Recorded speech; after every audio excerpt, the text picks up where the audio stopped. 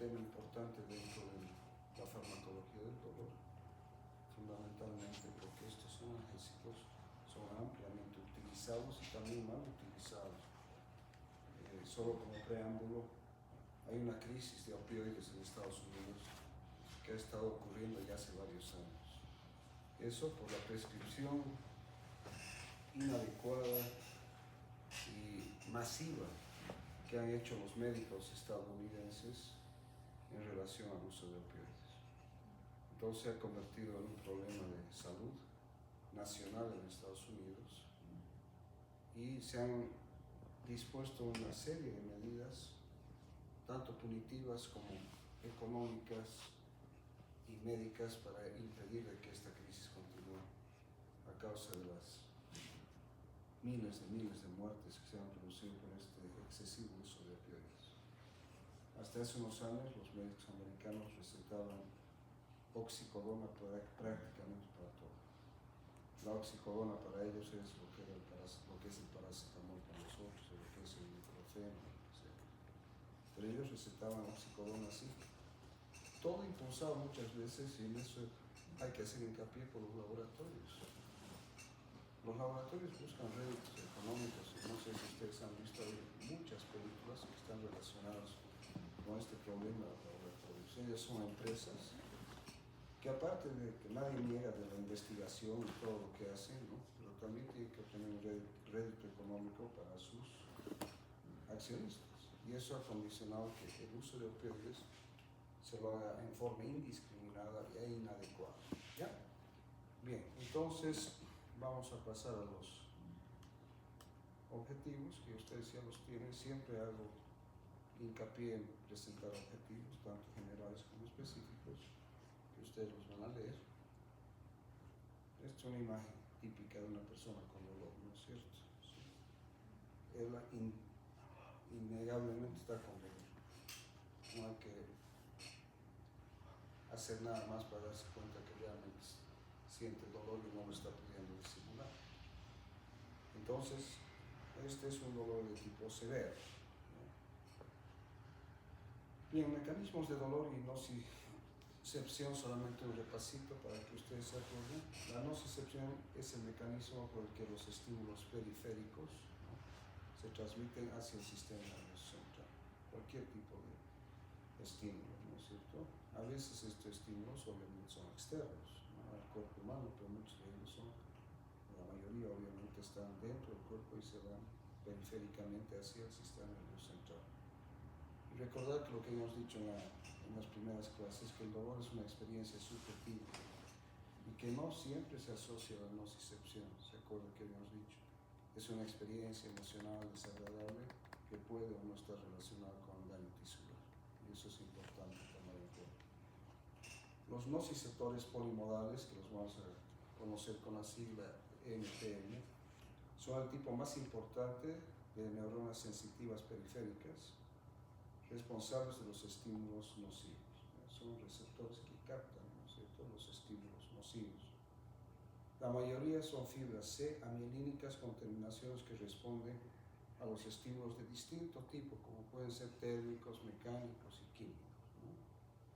Entonces son más que todo receptores para captar estas sensaciones dolorosas. Los estímulos químicos que actúan sobre los nociceptores polimodales para producir dolor comprenden la bradicilina, importantísima la bradicilina como un elemento que condiciona o está relacionado con el dolor, los protones, el ATP y los vaniloides, por ejemplo la capsaicina, que se encuentra por ejemplo en el ocoto, ¿no?, aquí en nuestro medio.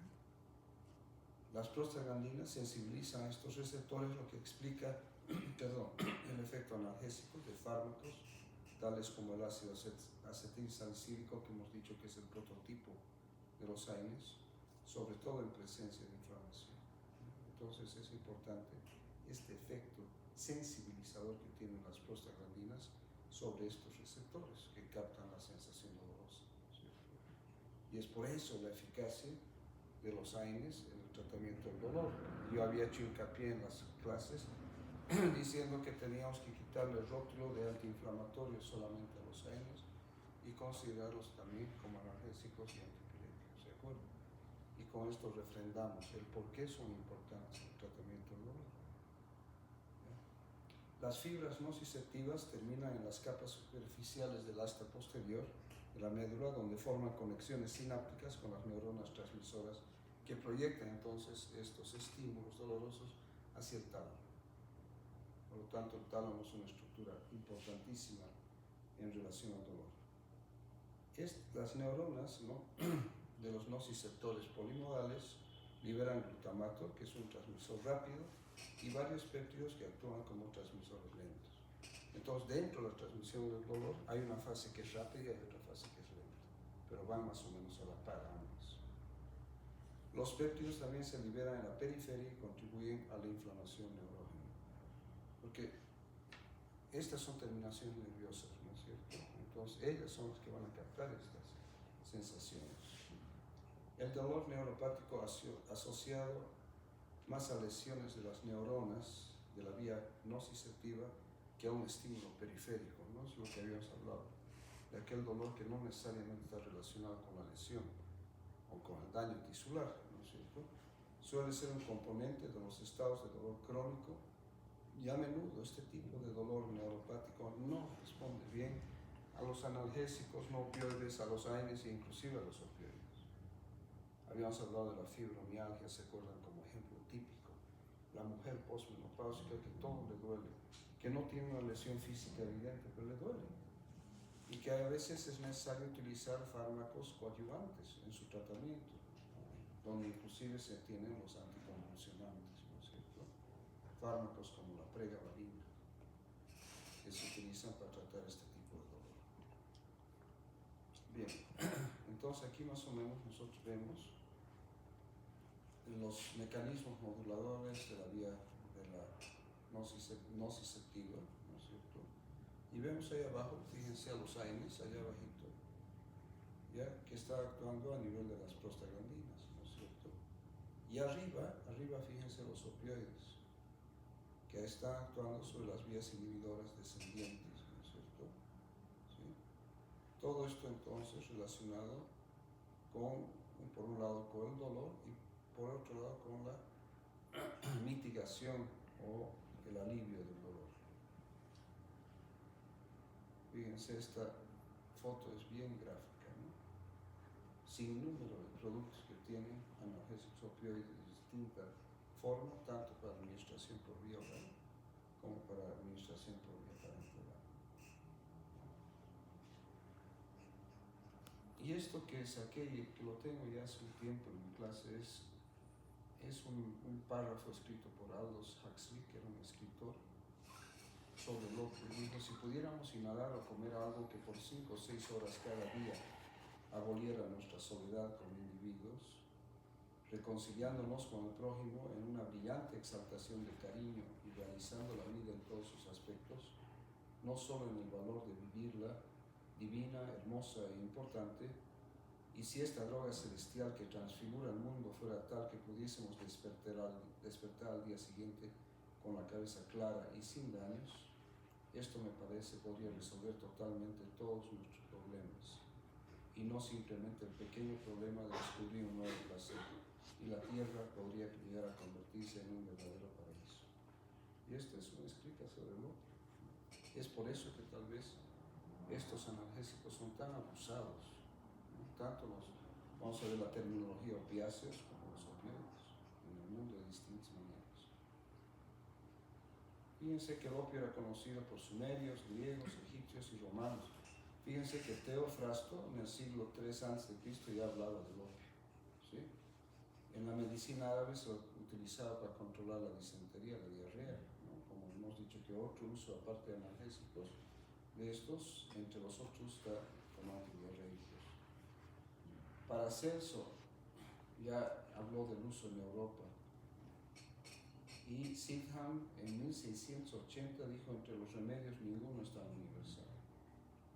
En el siglo XVIII, en el Oriente se constituyeron como hoy en día tenemos los cafés para ir a tomar un cafecito, En el oriente habían las casas para ir a fumar opio, era una cuestión social, se reunían para fumar opio, ¿no es cierto? Bueno, entonces ya empezaron a haber casos, ¿no?, de obviamente abuso del opio con fines médicos y no médicos. Sertoner en 1803, aislamiento de la morfina, o sea, ya se aisló la morfina y se le dio el nombre de Morfeo, que era un dios, ¿no?, que está relacionado con el placer, con la comida. Robiquet en 1832 ya aisló la codeína, fíjense que hace cuánto tiempo. Merck en 1848 aisló la papaverina. Y en la Segunda Guerra Mundial se sintetizó la meperidina y la metadona, ya como parte de los opioides semisintéticos o sintéticos. La nalorfina en 1950, ¿no?, opioide más antagonista. Y Martin en 1967 propone la teoría de receptores opioides múltiples, que estos receptores en realidad responden a los péptidos endógenos, ¿no es cierto? ¿Sí? Las endorfinas, etc. Y Goldstein en 1973 descubre sitios de unión para opiáceos en el sistema nervioso central. Entonces fíjense que estamos hablando de siglos, ¿no?, del uso de opioides. Y esta es una típica imagen del cultivo de la amapola, de donde se extrae el látex para la producción de opio, ¿no? En uno de los lugares más importantes en relación a la producción y comercio de opio es Afganistán. La floración, la planta florece 90 a 100 días después de plantarse. O sea, fíjense que es relativamente rápido, son unos 3 meses. 3 días después los pétalos caen y en 10 a 14 días luego se puede cosechar. Fíjense que es rápido, ¿no? Pueden tener hasta 3 cosechas al año o más, 4 cosechas, ¿no? El opio se extrae con una incisión poco profunda, como están viendo allá en la imagen. Sale un látex, ¿no es cierto?, que después se lo forma en esta bola, ¿no? Fíjense. Y de ahí ya vemos en la otra imagen esas casas que yo les hablaba, de los fumadores de opio y también a los médicos utilizando el opio. Mikhail Bulgakov en su libro Morfina dice: el primer minuto cuando se utiliza un opioide, una sensación de que algo roza el cuello, ese roce se vuelve cálido y se extiende. En el segundo minuto una onda fría atraviesa repentinamente la cavidad estomacal e inmediatamente después comienza una extraordinaria lucidez de las ideas y se produce un estallido de la capacidad de trabajo. Es el punto más alto de la expresión de la fuerza espiritual del hombre. Si yo no estuviera maleado por mi formación de médico, afirmaría que normalmente el ser humano solo puede trabajar después de una inyección de morfina. Eso lo decía un médico. Obviamente que él experimentó eso, ¿ya? Bien, la terminología entonces, empezando, los opiáceos son productos derivados del exudado de las cápsulas verdes del Papaver somnífero, sin que necesariamente tengan actividad analgésica. En este grupo de opiáceos entran todos aquellos productos, ¿no?, naturales del opio, ¿ya?, opiáceos. Y opioides, sustancias exógenas, naturales o semisintéticas o sintéticas capaces de enlazarse a los distintos receptores opioides endógenos y producir analgesia y otros efectos, como ser efectos antidiarreicos, ¿no es cierto?, antitusivos. Son compuestos que son antagonizados estéreo específicamente por la naloxona. Los péptidos que tienen esta propiedad son llamados péptidos opioides. Y en este grupo, además de los opiáceos, están las encefalinas, las dinorfinas y las endorfinas, que son los péptidos endógenos, ¿no?, que normalmente todos producimos. Que hemos dicho que son sustancias muy importantes en la mitigación de estímulos que pueden llevar a sensaciones dolorosas o desagradables en el cuerpo humano. ¿Bien? Entonces, cuando hablamos de opioides, podemos decir que los opiáceos están dentro de los opioides, pero los opioides no están dentro de los opiáceos, ¿está claro? ¿Entienden, no? Es un poquito de juego de palabras. Bien, ¿cuáles son los efectos psíquicos del opio?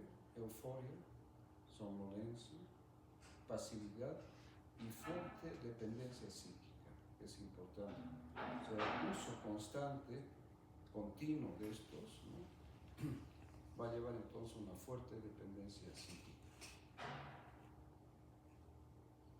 Perdón, física, me equivoqué, disculpen, efectos físicos del opio. Euforia, somnolencia, pasividad y fuerte dependencia psíquica. Y efectos psíquicos, náuseas, vómitos, depresión del sistema nervioso central, miosis, hipotensión. Discúlpenme, esto está mal.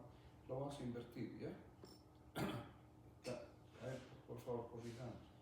No sé qué pasó en este slide. Efectos psíquicos del opio, euforia, somnolencia, pasividad y fuerte dependencia psíquica. Y efectos físicos del opio, que va a ir abajo, la voy a modificar después de este slide. Vamos a poner náuseas, vómitos, depresión del sistema nervioso central, miosis, hipotermia y estreñimiento. ¿No? Lo corregimos ahorita, ¿no? ¿Sí? Podemos, ¿no? Lo copiamos aquí.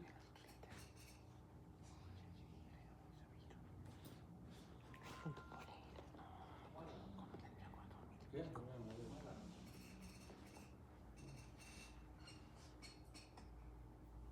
Lo vamos a llevar aquí abajito.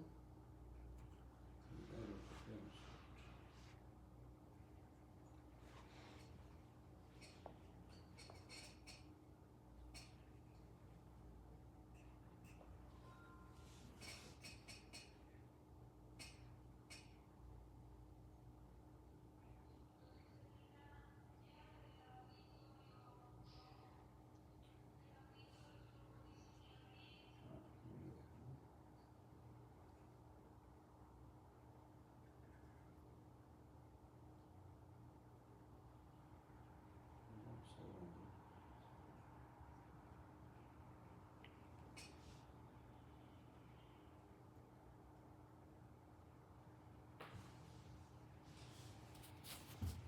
Ya, ahí está.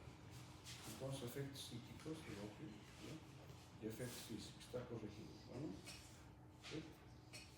Ahora podemos seguir. Corregidos.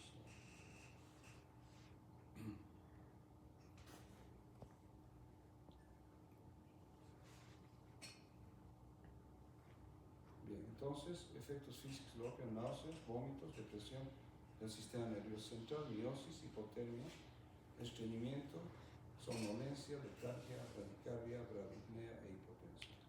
Eso es lo físico. Y lo otro es lo psíquico. Los péptidos opioides endógenos y los fármacos opioides producen analgesia. Y eso es uno de los efectos más importantes y los por lo cual nos interesan tanto a nosotros.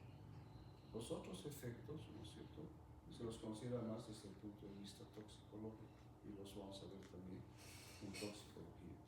Se produce entonces analgesia al unirse a los mismos receptores. Sin embargo, esta unión es diferente en función de si se trata de opioides alcaloides, como la morfina, no alcaloides como el fentanilo, o péptidos opioides endógenos y análogos, ¿no? Eso hay que tomar en cuenta también cuál es la naturaleza del opioide. Ya todos son opioides, pero no todos son iguales, ¿de acuerdo? Entonces, dentro de su origen, los opioides se clasifican en naturales, sintéticos y semisintéticos, ¿no?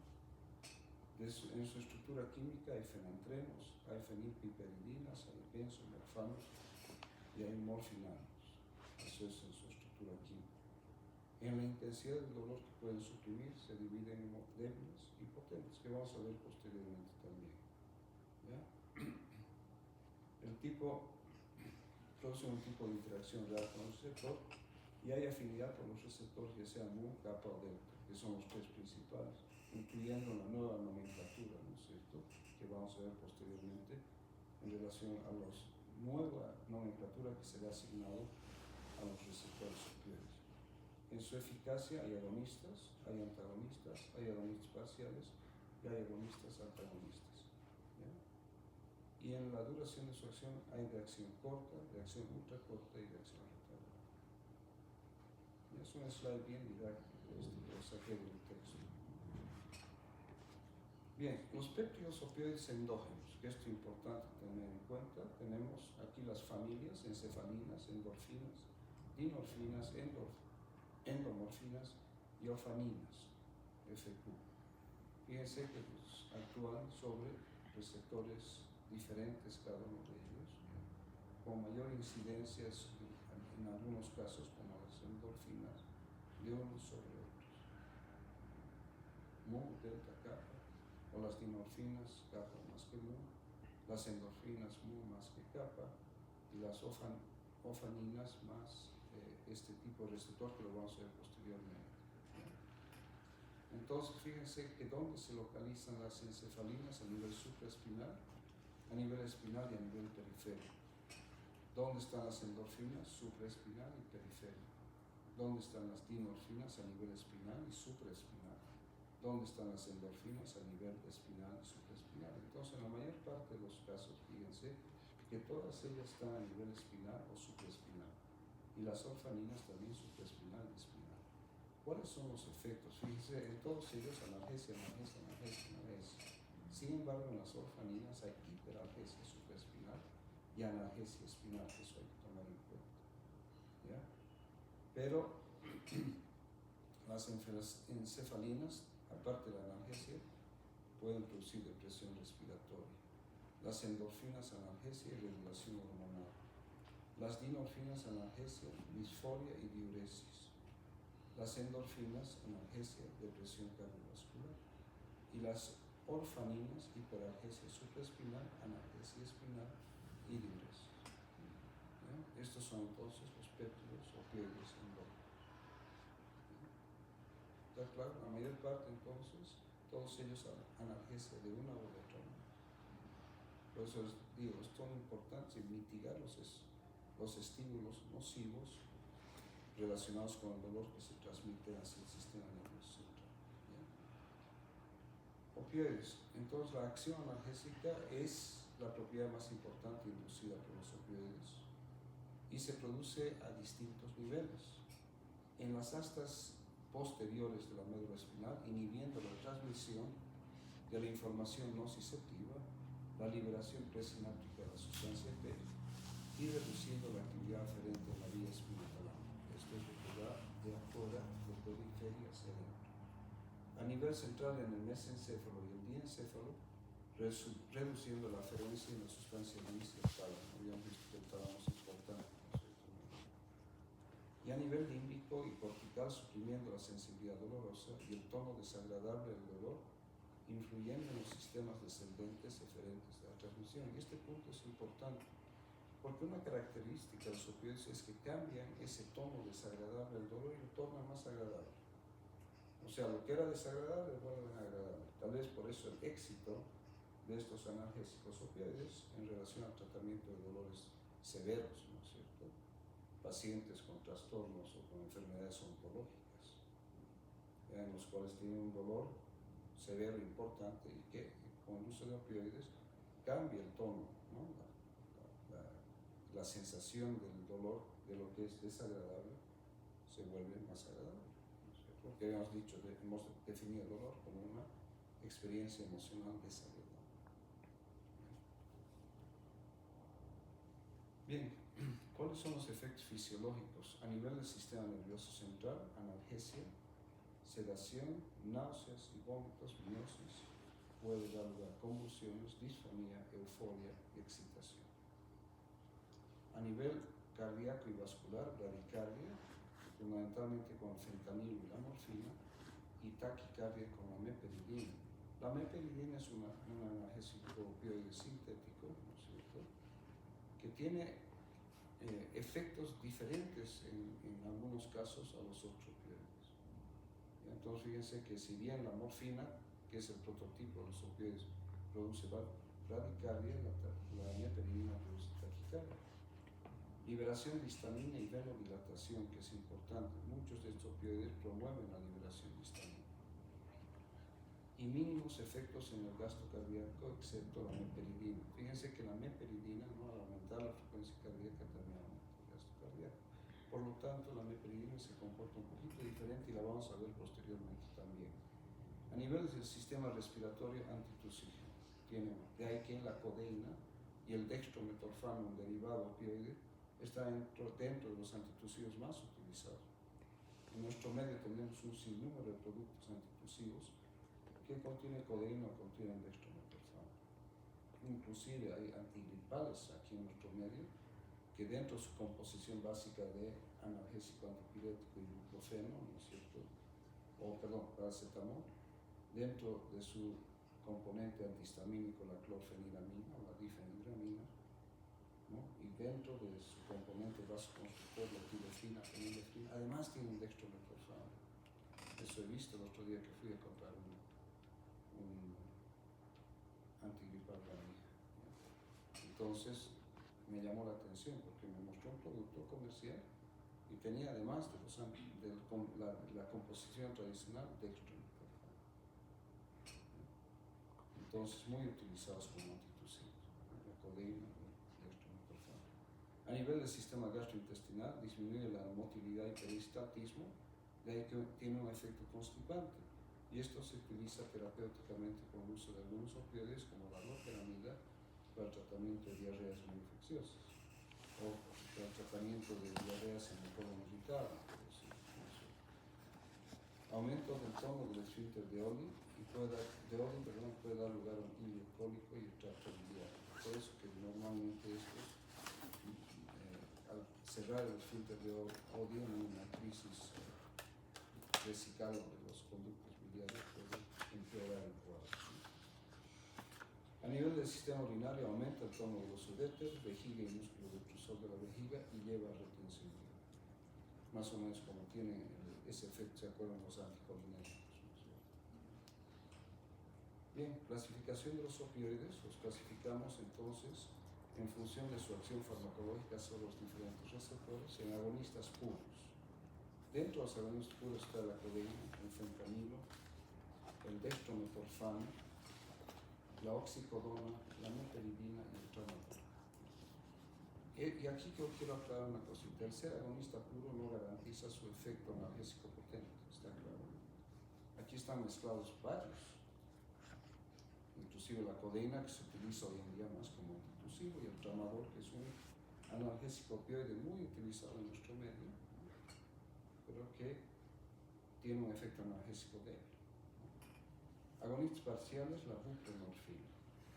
No se olviden que el agonista parcial se convierte en un antagonista competitivo en presencia del agonista completo, ¿no es cierto? Sí.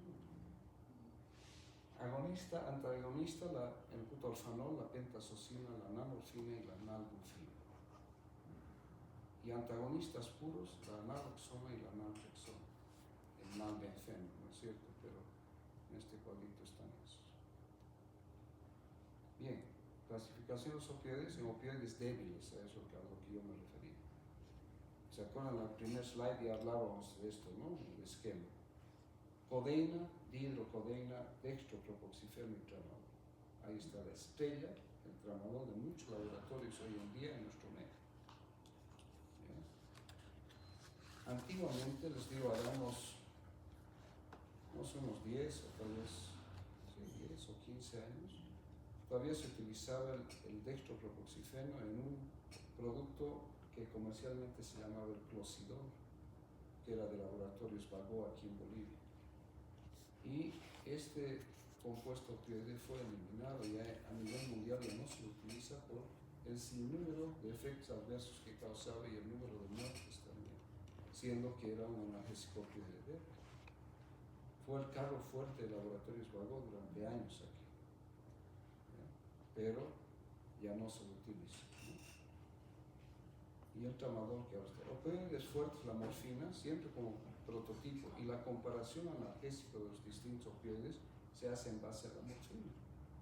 Se la toma a la morfina como uno y en base a ello se van a clasificar 100 veces más potente que la morfina o 4 veces menos potente que la morfina. ¿Me están entendiendo? Es el parámetro. La oxicodona, que era el causante, como les dije al comenzar, del Oxycontin, el nombre comercial en Estados Unidos, de la crisis opioide, oxicodona, naloxona, el fentanilo, que está dentro de los analgésicos opioides más potentes, ¿no es cierto?, utilizado en anestesia, la hidromorfona, la metadona, el tapentadol y la petidina o meperidina, que es lo mismo, sintético. Agonistas puros, entonces aquí hemos visto codeína, dihidrocodeína, fentanilo, hidromorfona, metadona, morfina, oxicodona, petidina, meperidina, tapentadol y tramadol, ¿no? Son puros, como habíamos visto también en la otra y otros. Agonistas parciales, ya habíamos visto la buprenorfina, agonistas, antagonistas, pentazocina y antagonistas completos, naloxona y naltrexona. Esta es una clasificación. Aquí es otro slide con otro tipo de clasificación, ¿no? Y pone alcaloides naturales del opio, morfina, codeína, oxicodona y hidromorfona, ¿no? Este es otro tipo de clasificación. Derivados de la fenilpiperidina, la petidina y el fentanilo, ¿no? Siendo que el fentanilo es extremadamente potente. Derivados de la difenilpropilamina, la metadona. Derivados de la oripavina, la buprenorfina, derivados del morfinano, el butorfanol y la nalbuphina, y otros opioides, tramadol y tapentadol. Estas son clasificaciones que yo se las pongo, digamos, como de interés académico, ¿no es cierto? Que yo vaya a preguntarles en el examen, ¿es un derivado de la difenilpropilamina? Para mí no tiene importancia, ¿no es cierto? ¿Sí? ¿Está claro? Bien. Entonces, estos son una serie de slides didácticos solamente para ir resumiendo esta parte. Opioides endógenos, encefalina, endorfina, dinorfina y otros, ¿no? Los exógenos naturales, semisintéticos y sintéticos. Los fenantenos están la morfina, codeína y tebaina, ya producen analgesia e hipnoanalgesia, actúan como espasmódicos y llevan a la adicción. Y las benzodiazepinas, la papaverina, nestapina, nacein, no producen hipnoanalgesia, son espasmolíticos y no producen analgesia. De ahí que la noscapina se encuentra en sin número de productos para esos dolores de estómago tipo cólico, ¿no? Que va y viene, ¿no es cierto? Opioides semisintéticos derivados de la tebaína, la oximorfona, la oxicodona, la buprenorfina y la naloxona. Derivados de la morfina. Ya, tal vez esta partecita sea importante en relación a cuáles son derivados directos de la morfina, ¿no es cierto? La heroína, que sabemos que es una droga de abuso, ¿no? La apomorfina, la hidromorfona, la oximorfona, la hidrocodona, la oxicodona, la naloxona, la codeína, la namorfina, la etilmorfina y la nalbuphina. Fíjense que aquí está un gran número de los opioides que se utilizan comúnmente como analgésicos y como para otras indicaciones, ¿no? Los opioides sintéticos derivados del morfinamo, el levorfanol, el levalorfano, el butorfanol, el metorfano y el dextrometorfano. ¿Sí? ¿Dónde lo habíamos visto al dextrometorfano? ¿Cómo? Sí. Derivados de la metadona, heroína, apomorfina, hidromorfona, oximorfona, hidrocodona, oxicodona, naloxona, codeína, nalorfina, etilmorfina y nalbuphina. Estos son sintéticos, ojo, porque de repente lo está confundiendo. El anterior slide son semisintéticos. ¿Ya? Eso que quede claro. Estos son semisintéticos.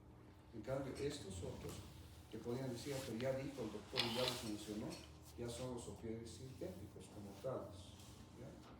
Derivados del morfinamo y derivados de la metadona, ¿sí?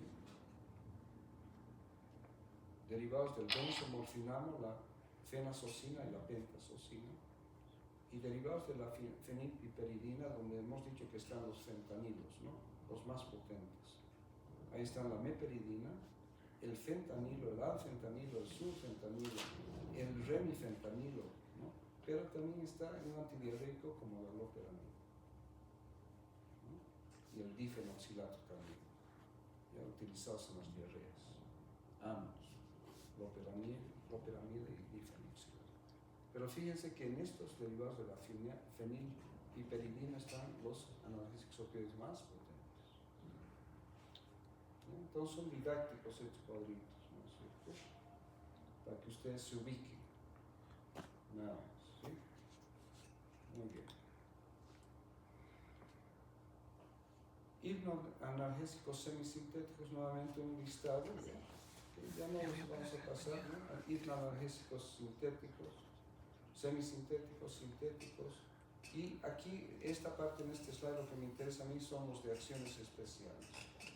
¿Ya? El dextrometorfano hemos dicho que es un antitusivo. La loperamida y el difenoxilato son antidiarreicos. Y la noscapina entra también como antitusivo. ¿Ya? Entonces tendríamos 3 antitusivos importantes que están en diversos productos de nuestro medio, que eso es lo que yo hago hincapié, qué es lo que tenemos en nuestro medio, a pesar de que estamos siendo formados como médicos universales, ¿no es cierto?, para poder actuar en cualquier lugar del mundo, ¿no? Pero para que ustedes se acuerden que aquí en nuestro medio hay antitusivos que tienen dextrometorfano, hay otros que tienen codeína, ¿no es cierto?, y hay otros que tienen noscapina como antitusivo. Agonistas y otros analgésicos, ¿ya? Muchas veces ya estos se los mezclo, y aquí yo, como les digo, les vuelvo a poner el dextropropoxifeno con dipirona, que era el famoso clocidol que les decía de laboratorios Vago, que ya no existe. Hago hincapié en eso, cuidado que digan, el doctor Peralta nos ha dicho que hay clocidol, no existe, porque era un analgésico opioide débil que a veces lo mezclaban, ¿no? Como ocurre también con el tramadol, con otros analgésicos no opioides para potenciar su efecto analgésico, pero que debido a sus inúmeros casos de muertes provocadas por el uso del dextropropoxifeno ya no se está prohibido su comercialización. Ya dextropropoxifeno más paracetamol, que era el supragésico. Pero hoy en día sí, todavía vemos codeína y diclofenaco, que se llama aquí en nuestro medio metagésico, o codeína más paracetamol como nombre comercial, el Altador, ¿no? ¿Ya? El Altador.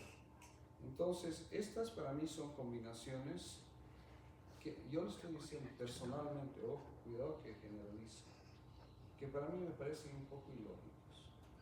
Porque yo parto del principio que si vos vas a usar un analgésico opioide, usa el opioide, pero no mezcles. Y si vas a usar un analgésico no opioide o un AINES, úsalos puro, está claro. Hemos visto en la escalera analgésica de la OMS, ¿no es cierto?, la modificada, cuál es el lugar de los opioides, ¿sí? Y que en todos los 4 escalones hemos visto no opioides y AINES, ¿sí?, y coadyuvantes. Entonces, primero echemos mano a los no opioides.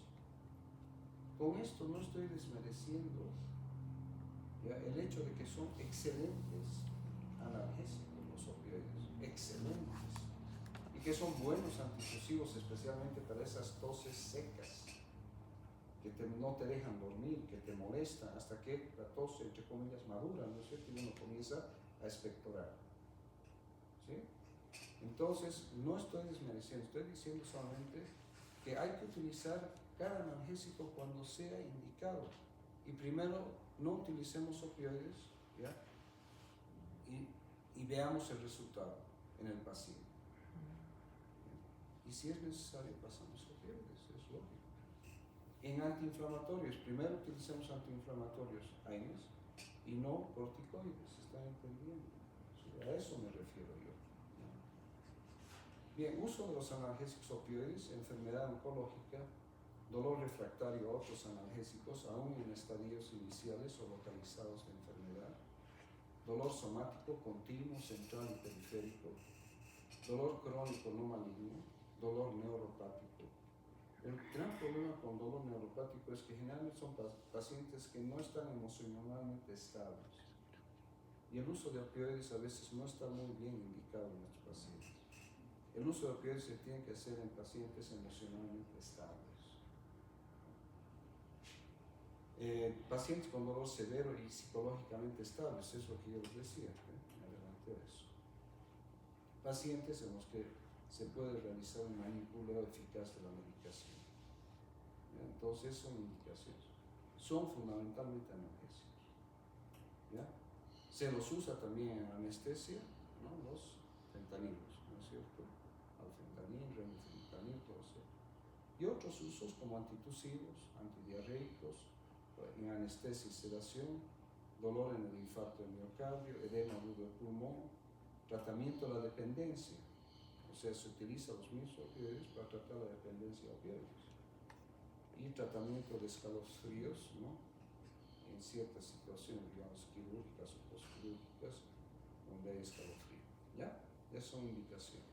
Dolor, ¿ya? Dolor que no responde a otros analgésicos opioides, sin pensar. Pero también antitusivos, también antidiarreicos, ¿no es cierto?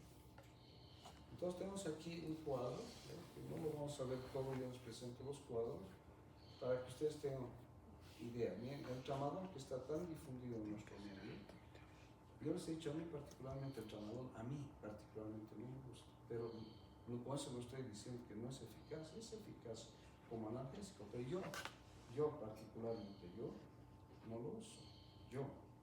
Está claro, estoy aclarando. ¿Ya? Se administra por vía oral, por vía subcutánea y por vía endovenosa. Una dosis máxima diaria es de 400 miligramos al día. Se puede fraccionar en dosis. ¿Qué más de esto importante? Presentación, bueno, viene en gotas, viene en comprimidos, viene en solución para administración parenteral. ¿Ya? Tiene como riesgo convulsión, pero yo he visto muchos pacientes que han utilizado tramadol y han presentado prurito, que es típico para los opioides, náuseas, vómitos y mareos, o una sola dosis de tramadol. Codeína se administra por vía oral, ¿no es cierto? ¿Ya? La dosis de referencia 240 miligramos día o 60 miligramos cada 6 horas. Eso es más o menos la dosis antitusiva, 60 miligramos cada 6 horas. No se debe utilizar en falla renal y se utiliza fundamentalmente como en jarabe, en gotas, pero también en comprimidos, a veces combinado con otros fármacos. Y otras cosas importantes que es una prodroga de la morfina, la codeína, y que el 10% se transforma en morfina. Puede llevar a la dependencia, en teoría sí. El fentanilo, por vía intramuscular, subcutánea y transdérmica. Una de las formas de utilización del fentanilo para dolores severos de tipo oncológico son los parches de fentanilo. Un parchecito en la región lumbar, ¿no? Le proporciona al paciente una analgesia importante, ¿no es cierto? El parche no fraccional, ¿no? El retardo al inicio de la acción del parche es de 12 horas por lo menos, una vez que uno tiene que absorberse, tiene que pasar, pero su duración es prolongada, fíjense, dura de más o menos 3 días y medio o más. ¿Sí? Entonces, el parche de fentanilo es otro importante. La buprenorfina también transdérmica, ¿no es cierto? También en forma de parches. También tarda en hacer su efecto inicial unas 12 horas, pero también es muy eficaz. Y la metadona se administra por vía oral, por vía subcutánea, por vía endovenosa, ¿no es cierto? Es un muy buen analgésico, se puede combinar con el fentanilo. Y aquí hay una parte importante, en la última columna dice, debe ser indicado por el especialista, sí. Porque esto estamos hablando de analgésicos extremadamente potentes, ¿no? Y peor con la combinación con el fentanilo. Y este es un cuadrito que lo tienen en el Katsun, ustedes, que lo he sacado de la última edición. Es más o menos lo que hemos dicho, pero aquí incluye otros fármacos también, ¿no? Diversos fármacos y sus dosis y su eficacia, ¿no? Y tal vez la duración fíjense que la duración de la analgesia con todos ellos no es muy larga, ¿no? A no ser que sea el parche. Pero fíjense que la duración de la analgesia es de 4 o 5 horas. En la mayoría de ellos, 4 horas en promedio. Pero fíjense que su eficacia es alta en la mayor parte de los casos, con excepción de la codeína como analgésico, una eficacia baja. Pero el resto tiene, fíjense, eficacia alta, ¿no es cierto? ¿Sí? Como analgésicos. Entonces ese cuadro también lo tiene en su texto. Bien, receptores opioides múltiples. Vamos a hablar un poquito ya de los receptores. Los estudios sobre la fijación de drogas y péptidos opioides en ciertos sitios del encéfalo y otros órganos sugieren la existencia de por lo menos 8 tipos de receptores opioides. 8 tipos. Esto incluye obviamente a los opioides, los receptores opioides como tales, con sus subtipos. Singer en 1984 demostró que en el sistema nervioso central existen evidencias de que hay 4 categorías de receptores que los designan y que hoy en día la nomenclatura, vamos a ver posteriormente en otros slides, se modifica, donde están los receptores mu, kappa, delta, sigma y epsilon. En la mayor parte de los textos van a encontrar mu, kappa y delta, ¿no es cierto? Y también en la nueva nomenclatura. ¿Ya? Pero hay que tomar en cuenta que existen otros 2 receptores más, que son el sigma y el epsilon. Bien, ¿cuál es el mecanismo de acción? Entonces, unión a receptores opioides. Los opioides se unen a receptores opioides principalmente. Los receptores mu, delta y kappa, lo que yo les decía, localizados en el sistema nervioso central, médula espinal y las terminales periféricas. Con esto estamos diciendo que el efecto de la activación de los receptores opioides produce efectos a nivel central y también a nivel periférico. O sea que la analgesia es central y periférica. Inhibición de la transmisión del dolor. La unión de los opioides a los receptores inhibe la transmisión de señales de dolor, tanto en la médula espinal como en el cerebro. Hemos dicho que son captados, por cierto, en la periferia y van hacia el sistema nervioso central.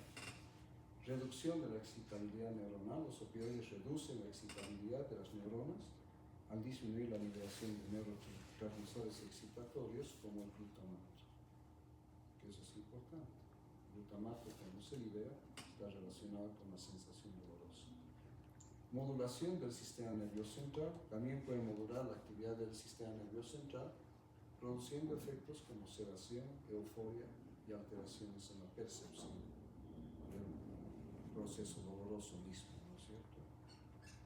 Y efectos periféricos. También se encuentran otros tejidos como el tracto gastrointestinal, lo que puede explicar ya sea efectos que en algún momento se consideran como secundarios, como son la constipación, ¿no es cierto?, pero que también son terapéuticos en caso de cierto tipo de dolores.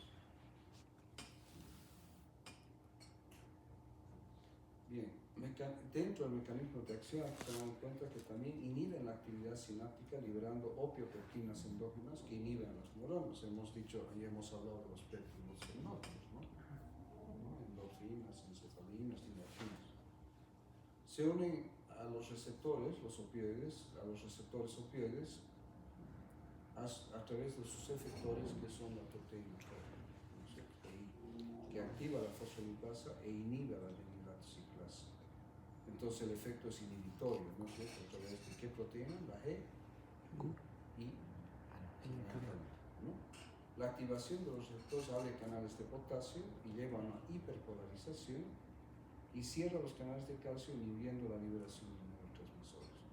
Entonces esto ya es más el efecto a nivel molecular, a nivel del receptor mismo, ¿no es cierto?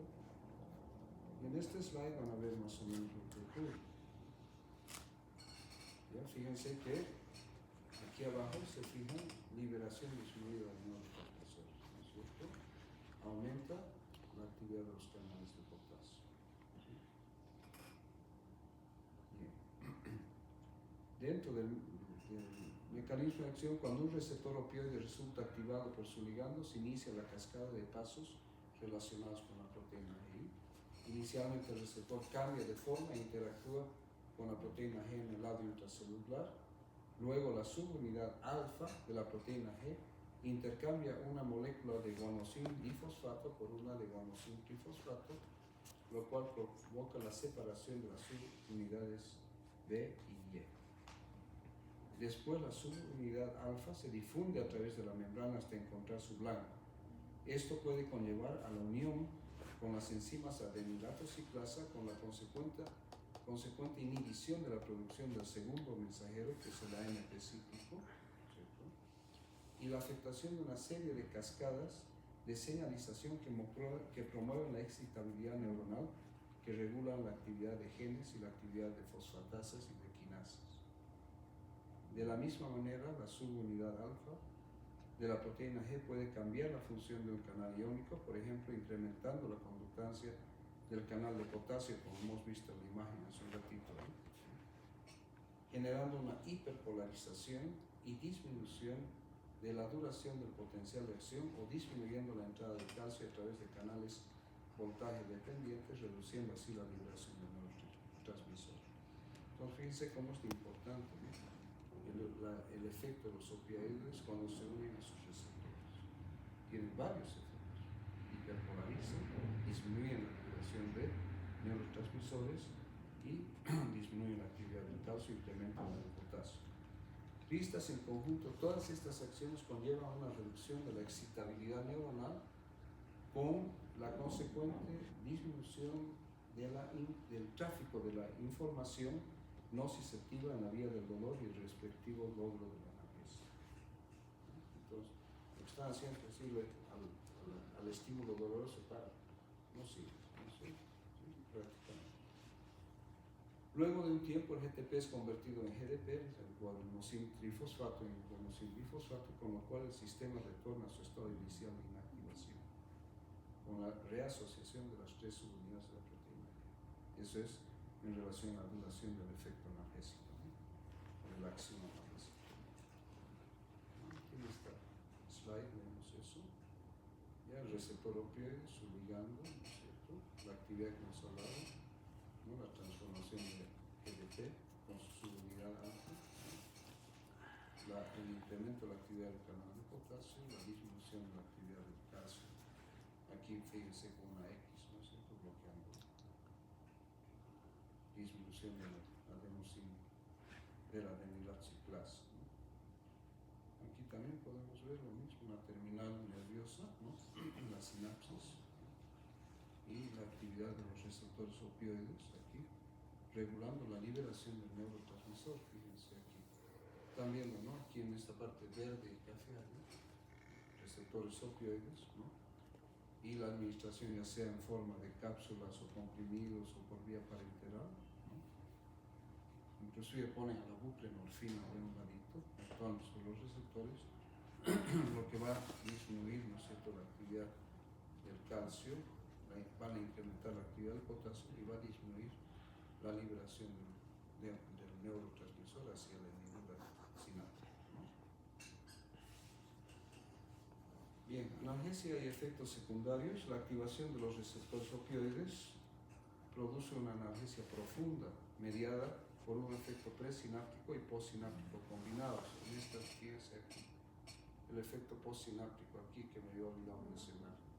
En la terminal postsináptica, fíjense que aquellos opioides que hemos visto en cápsulas y inyectables también actúan a nivel postsináptico. Por eso que es tan importante su acción, impidiendo la transmisión del estímulo doloroso o de la sensación dolorosa.